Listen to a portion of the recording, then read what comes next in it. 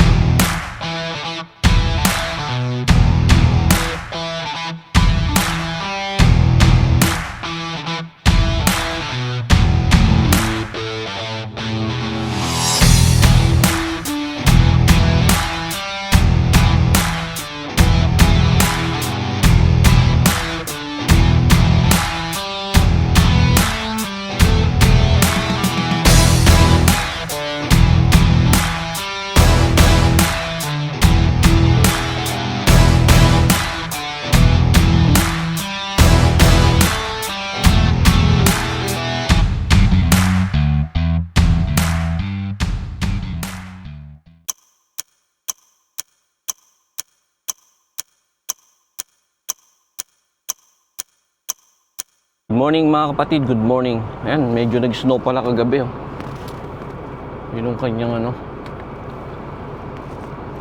merong snowflakes sa ating windshield. Balang tayo para mag pre-trip inspection dito tayo nagparada na lang sa small town.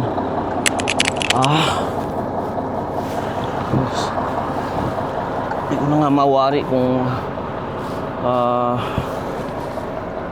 isang banda to itong lugar na to, pero dito to sa Alberta, like Chipin yata, ewan ko. Di ko na ito, tingnan natin kung saan na tong lugar na to sobrang pagod kagabi hindi ko na nagawang boil pala.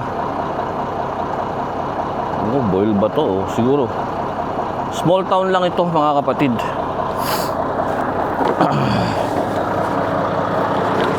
Makikita nyo yan ng di sila walang bubong, walang tindahan, walang shower, walang washroom.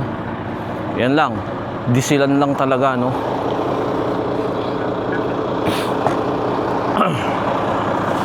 check natin yung pero may food mart doon So pagka nauubusan na kami ng oras, wala kaming pagkakataon talaga na mag-park sa magandang spot kaya makita nyo ayan Diyan lang ako sa gilid.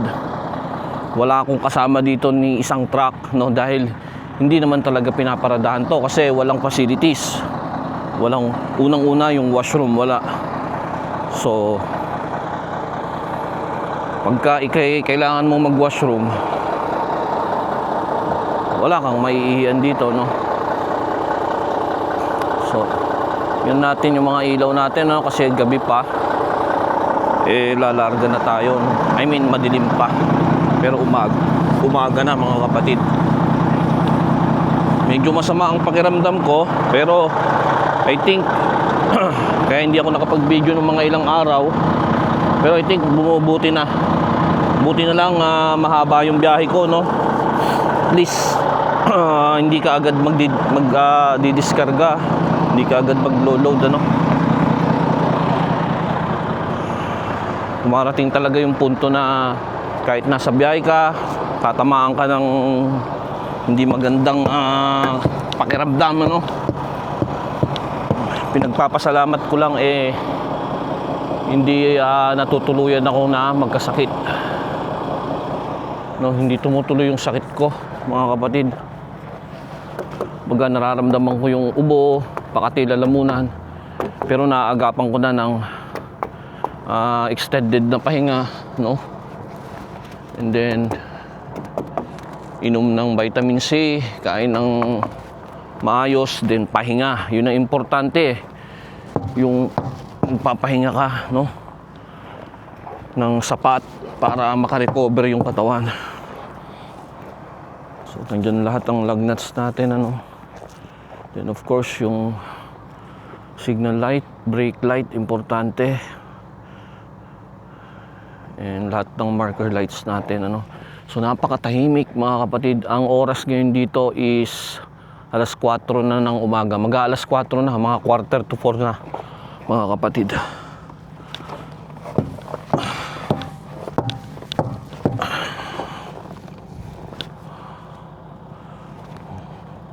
Doon lang tayo sa kabila dadaan kasi ano lang, balulubog yung paa natin dyan sa snow. Malamig. Para ma-check natin yung gulong natin doon sa kabila. So nagkaroon ng ano, ng light snow kagabi, ano.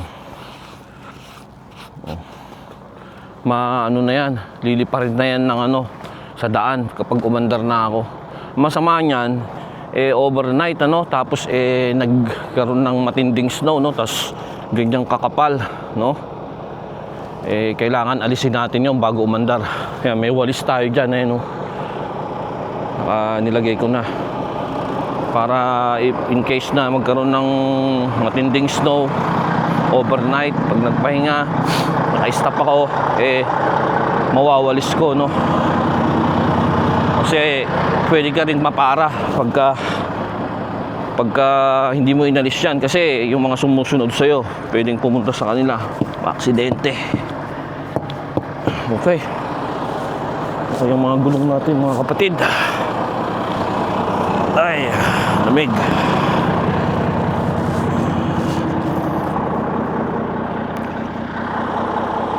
So unti-unti nang pumuputi ang mga kapaligiran, ano.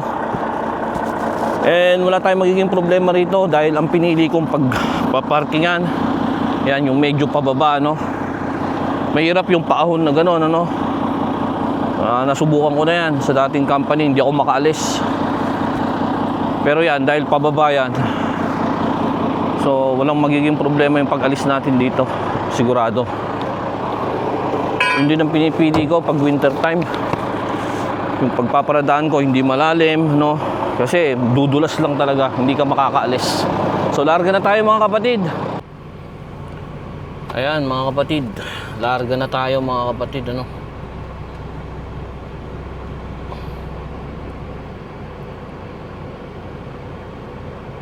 Mahanginan yung ating trailer yun.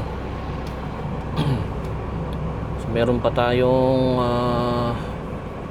yan lang natin na grid to, pero ang total na ano pa natin is 343 kilometers pa tayo mga kapatid, ano, sa ating drop off location.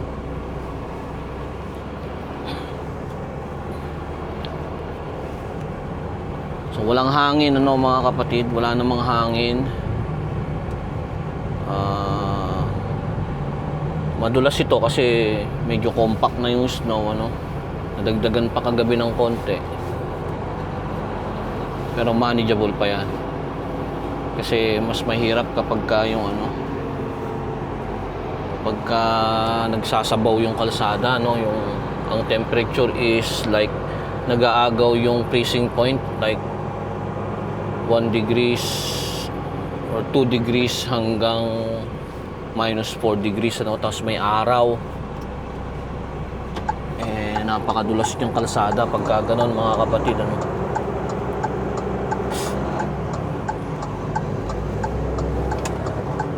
Tayo palang halos ang bumabiyahe sa Manitoba, ano na, 5 AM, dito 4 AM pa lang sa Alberta, no.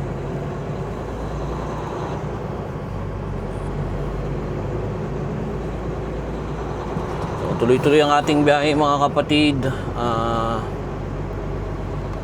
Turn right at the stop sign. Makakapag-deliver tayo ngayong umaga, and then after nun maghihintay tayo kung saan tayo dadalahin para kumuha uli ng load natin pabalik ng US.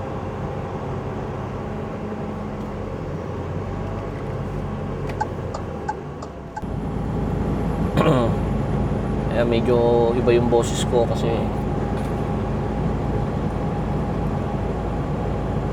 pag winter talaga nandiyan ang flu, ubo, sipon, dahil lalo na kami exposed kami sa labas kapag naglo-load tsaka nag-unload ano.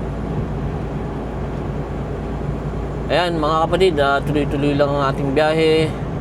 Mamaya magkita-kita tayo doon sa ating delivery. Buti na lang walang tarp ito, pagka-unstrap lang tayo, then mabilis lang na ibabayan. And from there, sana meron na tayo agad load. Kasi December ngayon, for sure end of the month, medyo magpapahinga tayo dyan, ano, Christmas and New Year. So, kailangan hatawin natin para at least kahit papano meron na tayong pondo bago tayo magpahinga ng Christmas at New Year. So nagbaba ako ng speed kanina, 105 ako, nagbaba ako ng 90, then gradually mag-i-increase ako ng speed ko para pakiramdaman ano. Kasi ito sa daan na to, Highway 63 dito sa papuntang Fort McMurray, may mga pataas at bababa ito no. Hindi natin masyado kita no, though merong mga signboard na magsasabi na pababa no. Yan ang inaabatan natin ano, para may prepare natin kaagad yung speed natin kapag pababa na no, pag palusong. Mahirap yung palusong no? Pag yung paakyat okay lang, pero yung palusong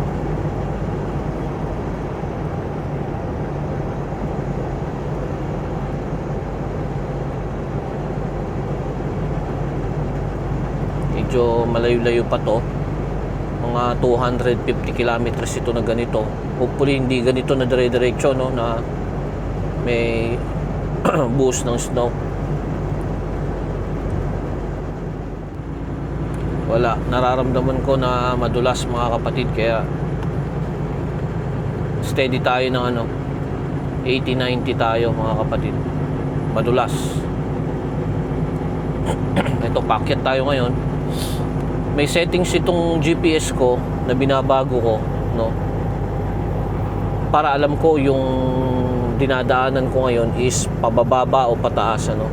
Kasi ito so bandang ito, yan yung grade percentage ano. Kapag yan ay positive, pag 0 ibig sabihin 0% patag. Pag naging positive, ibig sabihin positive 1, 2, 3, 4, 5 ganon, positive percentage ano, ibig sabihin pataas.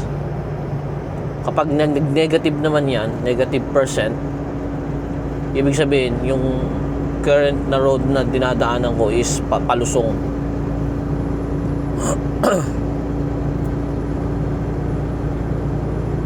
So hindi tayo makapagpabilis. Maglalaro tayo sa 80-90. Komportable ako sa 80-90 sa ganito munang kondisyon ano. Then kung kailangan pang babaan, bababaan ko.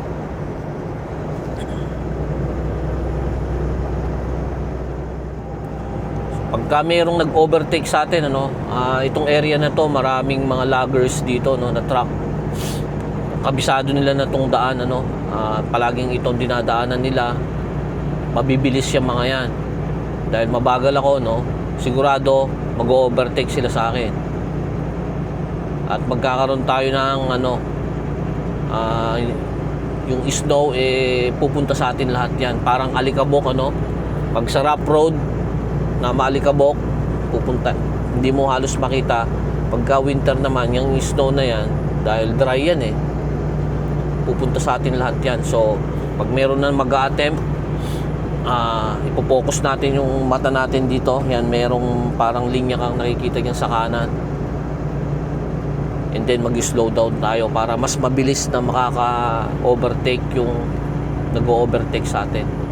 Mas lessen yung time na low visibility tayo. Kasi nga gawa niyang alikabok ng snow ano. Ano bang tawag dyan sa ano? Basta makikita nyo kung merong mag-a-attempt sa atin mamaya na mag-overtake. Kasi maaga pa, walang masyadong nagbabiyahe pa. Pero chinek ko kanina, hindi naman ganun ka grabe yung sakop na area na nag-i-snow eh. Kanina chinek ko.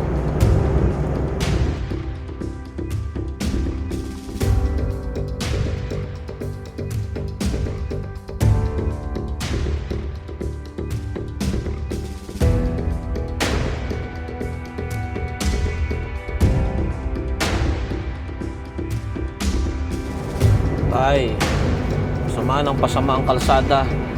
Nagtataka lang ako bakit walang naglilinis ng kalsada rito, no? Snow nang magdamag pero walang naglilinis. Ayan, yan ang problema dito sa Canada, mga kapatid. Hindi kagaya sa US 24/7 na may naglilinis ng kalsada nila, no? Dito sa Canada, hihintayin pa siguro nilang magliwanag yan, ano? Or may mga aksidente bago nila alisin yung snow sa kalsada. Makapal na yan, no? Kagabi pa yan, eh, oh. Walang nag-alis ng snow dito.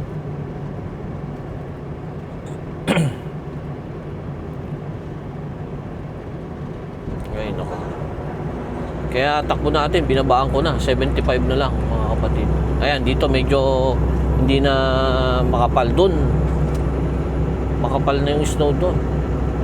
Ito pababa ito, ayan, oh, may signage pababa ito. So dito pa lang magbababa na tayo ng speed natin sa tuktok pa lang, no?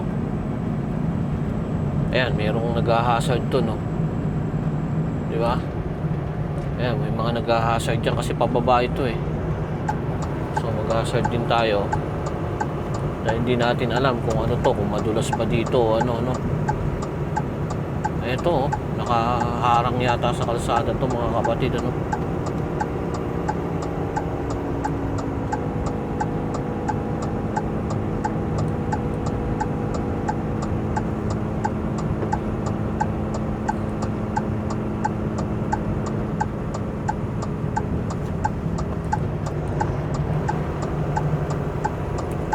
Madulas dito, sundan na lang natin ito.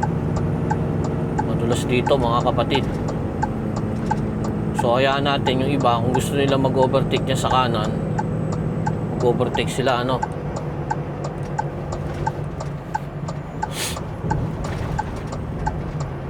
Kasi meron naglilinis dito. Kaya pala ako pumunti ng snow doon. May naglilinis na rito, ayun, oh. May snow flower diyan sa ano, sa harapan mismo, no?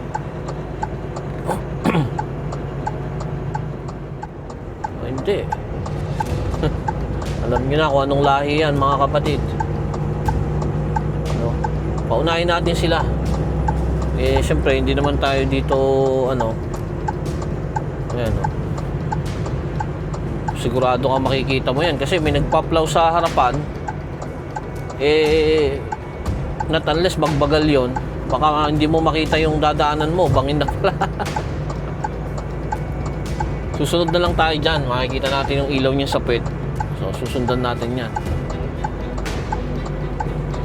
Oh, wala na nga siyang ilaw din, oh. Sigurado ako ganyan na rin yung likod ko. Punong-puno na ng snow yung ano, yung mga tail lights ko, no. Hindi na makita.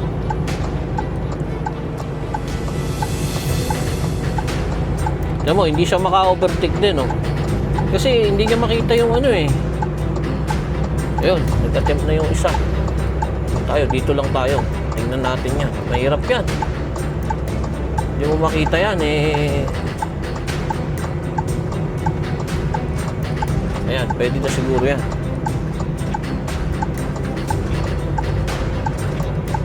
Isang tropa natin, eh, nagkaroon ng aksidenteng ganyan, ano. Yung sumusunod siya sa ganyan, biglang tumama dun sa ano ng snow, pumunta sa truck niya. Pagtingin niya, papunta na siya ng ditch, ano? So ito, total, meron tayong sinusundan dito. Okay lang to. Ayan o, halos wala kang makita mga kapatid, di ba? Kasi hindi natin alam yung galaw nitong ano. Kung nagpa-plow ng snow, ano. Kasi minsan yan, may iniiwasan yan eh. Ng mga dyan sa gilid, biglang gaganon siya, biglang babawi ng kanan yan. So nag-overtake ka, naku po. So, mabagal lang tayo dito. Yan natin yung mga nag-overtake sa likod. Pero walang mag-attempt dyan na mag-overtake kasi itong left, makapal yung snow, sandangkal yan, no? Eh, inaalis ng ano, ng truck, ano, ng snowmobile, ano, inaalis niya. Eh, walang mag-attempt dyan ngayon. Yun, pare-pare. O yun, may usan na sa gitna, oh. May nadali na dyan. Ayun, meron doon sa gilid, naka-stop na. Hindi na ano yun.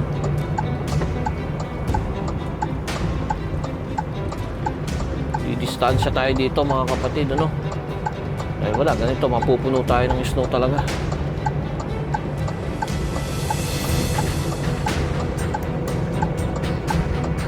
Nakikita nila yung ano natin sa side mirror, yung ating hazard lights, ano. Kasi yung likod, parang itong sinusundan ko, hindi na makita. Ganun din sa akin dyan.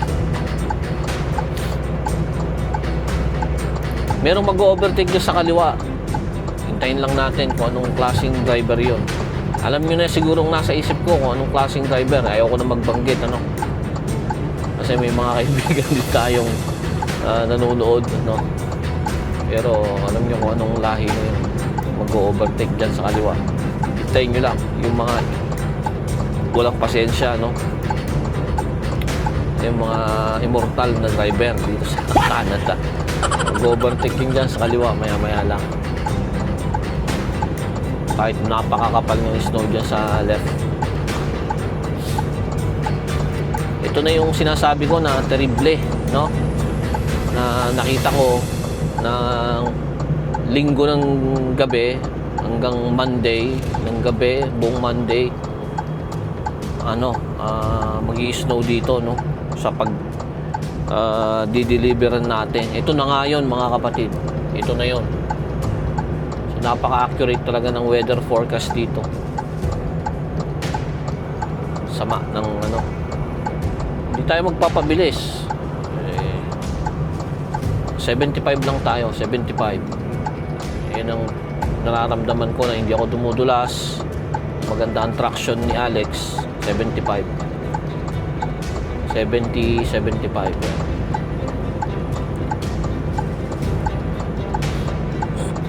Yung mga ganito, hindi na tayo pwedeng magko-cruise control, no? Paa na talaga ang gagamitin natin sa silinyador, no? Manaka-naka, pag napapagod yung paa natin, no? Medyo bagalan, tapos cruise control ng konti, pahinga na lang ng mga 1 minuto, then alisin mo na kaagad.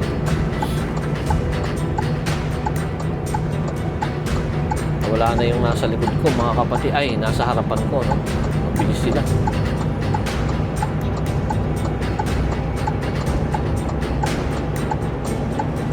Well, naka-hazard ako, no? Dito, pag yan naka-hazard, ibig sabihin lang yan is mabagal ang takbo, no? O kaya, siyempre, yung number 1 purpose naman yung hazard lights is merong problema, no? Pero karaniwan din dito kapag umaandar is mabagal ka, no? Yung reason, kapag ka mabagal ka, paakyatan, ganyan, ano, palusong, mabagal ka, kailangan mag-hazard ka para alam nung sumusunod sa'yo na mabilis na mag-slow down siya. Yun yung kadalasan na meaning din yan pag nag-hazard. Sa atin naman, ano, pag umuulan na malakas, nag-hazard, ano. Kanya-kanyang opinion, sabi nila, hindi daw dapat yun dahil pag nag-left and right ka, eh, wala, hindi na nila alam kung nagle-left ka ba o nagra-right ka, kung naka-hazard ka, di ba? Pero somewhat safe din yun kasi yung pag nag-hazard yung light mo na malakas ang ulan dyan sa atin, ano, kita ka kaagad, malayo ka pa, no? Nasa sayo na lang kung, syempre, ano ba, magle-left ka na, then patayin mo yung hazard mo, mag-signal ka na nagle-left ka na, di ba? Huwag mong ipatuloy na, ano, I don't know, no? Kasi ang alam ko sa mga modern na sasakyan, ang nasusunod is yung signal light. Ano? Kahit naka-asad ka, pag nag-activate ka ng turn left mo or turn right, madi-disable yung hazard. No? Ang mag-activate is yung left signal mo or right signal. Kasi ganun dito yung mga bagong sasakyan. Ewan ko dyan sa atin sa Pilipinas, kung ganun na rin ba. Hindi ko maalala nung sa high ace ko, no? At saka dun sa, gigilid muna tayo dito mga kapatid, mag-aayos tayo ng ilaw natin. Kasi wala nang makita Wala nang makita sa ilaw natin sa likod. Kailangan linisan natin, Yung mga yun, tuloy lang sila. Nagmamadali yung mga yun. Yan yung mga driver na immortal. Sabi sa inyo, pag may mga driver na immortal, naku po. Mahirap, May driver na immortal, mga kapatid. Mahirap kasabayan sa kalsada kasi walang kamatayan yan. Malupit na, mga kapatid, ang sitwasyon dito, papuntang Fort McMurray, Alberta. Makapalang snow, wala pa naglilinis ng kalsada. Pabagal ang takbo natin. Bababa tayo para linisin natin yung tail light natin. Kita tayo sa baba. Ayan mga kapatid, bababa tayo, linisin natin yung ilaw natin. Kasi sigurado hindi na nakikita, parang yan,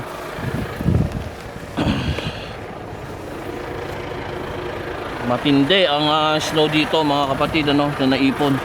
Ayan, tingnan nyo, ganyan ang ita-travel mo. Yung may nagpa-plow na doon pero nasa left side lang, check na rin natin ang gulong natin. Konti pa lang yung nabiyahe natin, mga 1.5 hours siguro. Pero yan na, punong-puno na ng snow si Alex mga kapatid. At yung ilaw natin kailangan ayusin natin para makita tayo, malayo tayo, makita tayo. Hindi pwedeng hindi tayo nakikita sa likod mga kapatid. Mahirap yan. Ayun mga natin, reflector tape,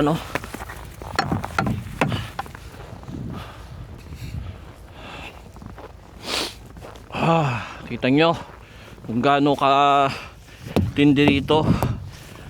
Tinignan ko na yung forecast na yan nung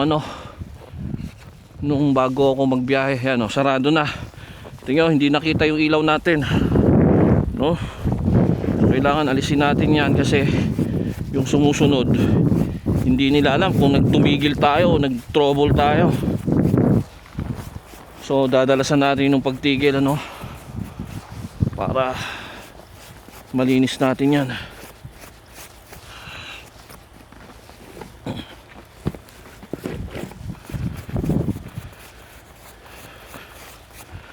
Yan ang importante, yung visibility natin sa mga sumusunod, pag wala yan, nako, mahirap. Aalis na rin tayo kaagad. Nilinis ko lang yung ilaw natin para makita tayo. Yung mga ibang kapatid natin, hindi pa sila naalis. Ay nako, buti na lang walang tarp mga kapatid, strap lang. Rest area to.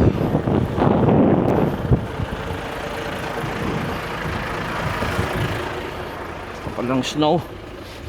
So diretso na tayo, biyahe na tayo ulit mga kapatid. Dahan-dahan lang tayo. Tara na mga kapatid, larga na tayo uli kasi hanggang kailan tayo dito maghihintay. Ito, tumigil na sila, yung mga kasabay, tumigil na sila. Ito yung nag-overtake sa akin kanina. Baka i-idlip lang muna yan, hintayin niya siguro lumiwanag, tayo okay tayo, nilinisan lang natin yung ilaw natin sa likod.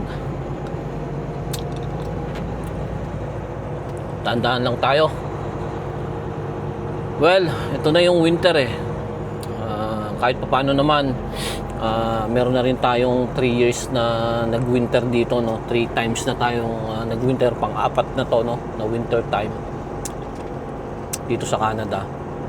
So kahit paano, meron na tayong experience sa winter driving. Kaya medyo hindi naman tayo nakangapa, ano. Sa akin lang, ano, yung sa akin, pagka ganito talaga yung kailangan dahan-dahan ka, hindi mo kailangan magmadali. Yun lang ang sikreto, tanging sikreto, prepared ka, and of course maingat ka at dahan-dahan ka lang. Hindi naman yung sobrang dahan-dahan na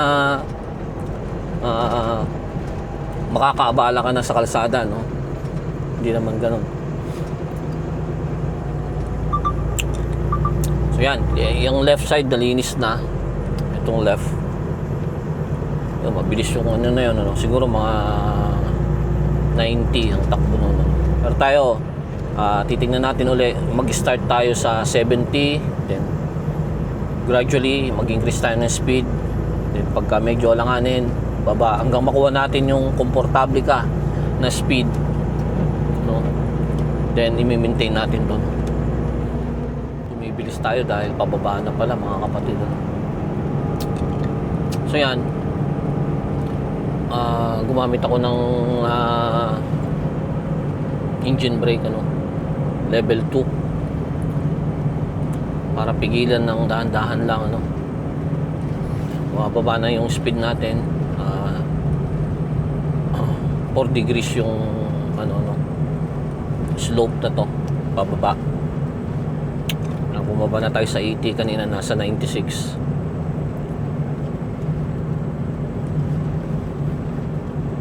So level 1, may auto kasi itong sa akin, 4. From off, auto, then level 1 to 3. Huwag nating 3 agad, ano. Mag-stock up kagad yung mga gulong natin pagka ano, ganun.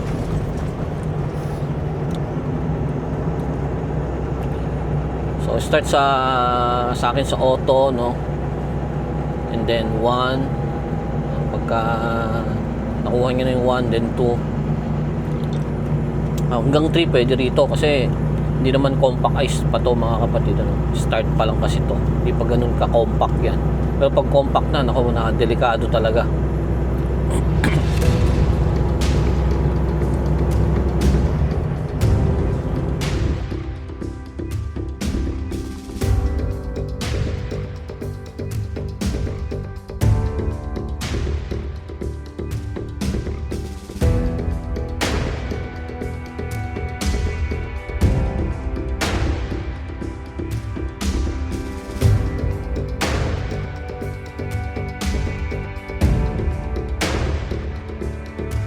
Na mga kapatid, oh, meron nagmamadali, ayan na, meron nang sumemplang sa gilid.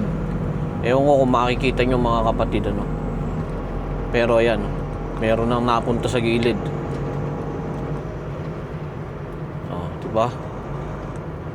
Yan ang problema. Ayan, nasa gilid siya. Ano siya?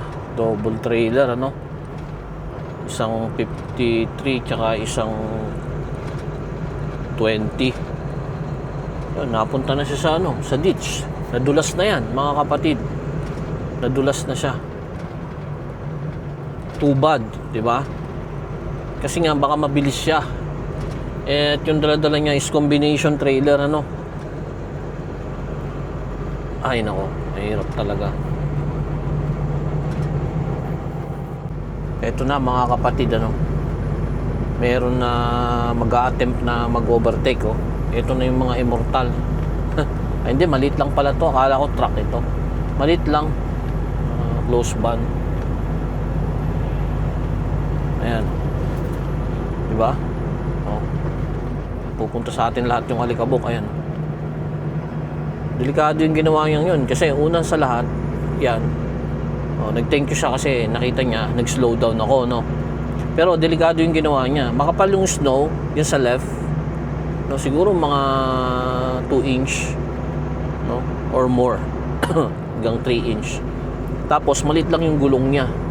Then nag-overtake siya dyan, ano. Kapag nawalan siya ng control, wala, diretso nakagagad siya sa ditch niyan. Wala nang ano yan, no? Magaang siya, tapos maliit ang gulong. So napaka-delikado nung ginawa niya. Kaya nag-slow down na tayo para makalampas na siya kaagad. Na in-acknowledge niya naman na nag-thank you siya sa pamamagitan ng light, no, yung mag-hazard pagka pinagbigyan ka, no, pag binagbigyan ka, pina-overtake, ganyan. Way of pagbibigay namin ng pasasalamat or thank you is mag-hazard light kami, no? Bilang pasasalamat at respeto na rin, ano. Yun mga kapatid, tamang-tama, meron tayong sinusundan. Kahit mabagal yan, okay lang. At least meron tayong kumbaga compass sa harap, ano. Kung meron man dyang delikado sa harap, makikita natin kaagad. And what's good is malinis yung mga ilaw niya. Makikita ko kapag magbe-brake siya kaagad. Nandyan lang siya sa ating harapan. Mga 100 meters ang layo niya sa akin. Eto na mga kapatid, nakarating din tayo, no, sa kabila ng napakasalimuot na kalsada, no. Yung 3.5 hours In na 800 meters, biyahe arrive at Highway 63. from dun sa pinagtulugan natin hanggang dito sa delivery natin is dapat yun 3.5 hours lang, no. Umabot siya ng almost 5 hours dahil ang pangit talaga ng kalsada mga kapatid, no? Talagang ang hirap ng kalsada. So In 100 meters, arrive at Highway 63. dito na tayo ngayon sa ano. Tingnan natin na mabuti yung ano, yung ito yung tama eh. Dito sa ano ko kasi, dito lang sa Highway 63 sa GPS. Pero ito ang tama, yung sa Google Map, ano. Ayan. Kakanan na tayo. Hay nako.